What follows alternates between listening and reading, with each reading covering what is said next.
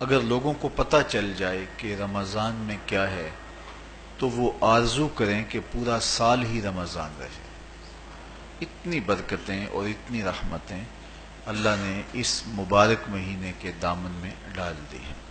یا ایھا الذین آمنوا کتب علیکم الصیام کما کتب علی الذین من قبلکم، کہ اے ایمان والو تمہارے اوپر روزے فرض کیے گئے ہیں جس طرح تم سے پہلوں پہ فرض کیے گئے تھے۔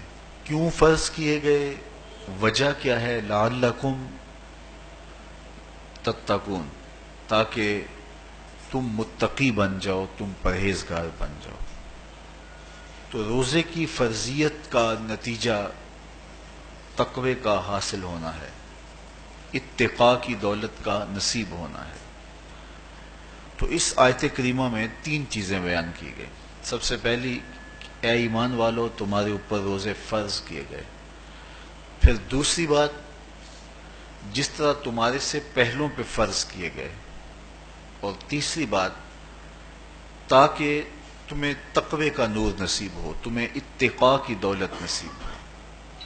تو ایک تو روزے کی فرضیت کا حکم دیا گیا، اور دوسرا یہ تسلی دی گئی کہ یہ بھوک اور پیاس کی شدت تمہیں ہی نہیں کاٹنا پڑے گی، تم سے قبل بھی لوگ یہ عبادت کرتے رہے ہیں، اور وہ اس مشکل عبادت سے تقوی کو حاصل کرتے رہے ہیں، اور تمہیں بھی ہم اس راستے سے تقوی نصیب کرنا چاہتے ہیں۔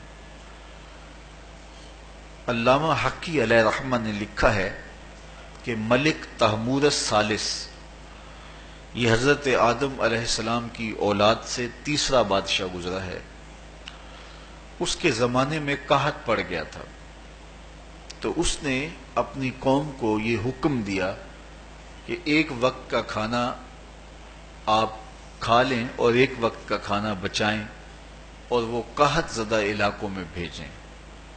تو قوم نے اس حکم کو بصر و چشم قبول کیا، اور ایک وقت کا فاقہ کاٹ کے اپنے ان بھائیوں کے لیے وہ کھانا بھیجتے جو قحط میں مبتلا تھے۔ قوم کی یہ ادا اللہ کو پسند آ گئی، اور وقت کے نبی پر وحی کی گئی کہ تمہارے اس عمل کو ہم عبادت قرار دیتے ہیں۔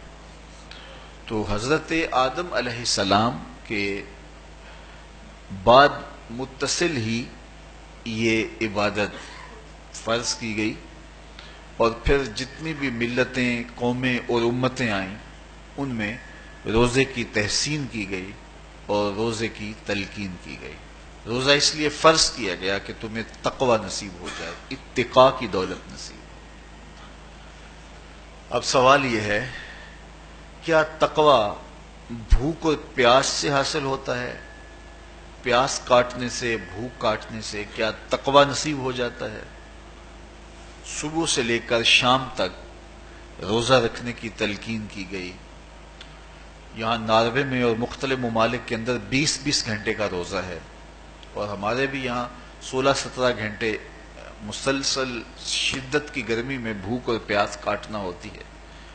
اتنا طویل دورانیہ جو بھوک اور پیاس کاٹی ہے، اس کا مقصد رزق بچانا نہیں ہے، بلکہ وَيُزَادُ فِيهِ رِزْقُ الْمُؤْمِنِ، ماہ سیام میں مومن کا رزق بڑھ جاتا ہے۔ آپ اپنا بجٹ دیکھ لیجئے، باقی مہینوں کی نسبت ماہ سیام میں آپ کے اخراجات زیادہ ہوتے ہیں اور کشادگی ہوتی ہے۔ تو یہ کوئی خوراک بچاؤ مہم نہیں ہے، بلکہ رزق تو بڑھ جاتا ہے، لیکن اس کے باوجود 20 گھنٹے، 17 18 گھنٹے پیاس اور بھوک کاٹنا، اس کا کوئی مقصد ہے تو وہ مقصد قرآن نے بیان کیا کہ اس کے نتیجے میں تمہیں اتقاء کی دولت ملے گی، تمہیں تقوی کا نور نصیب ہو۔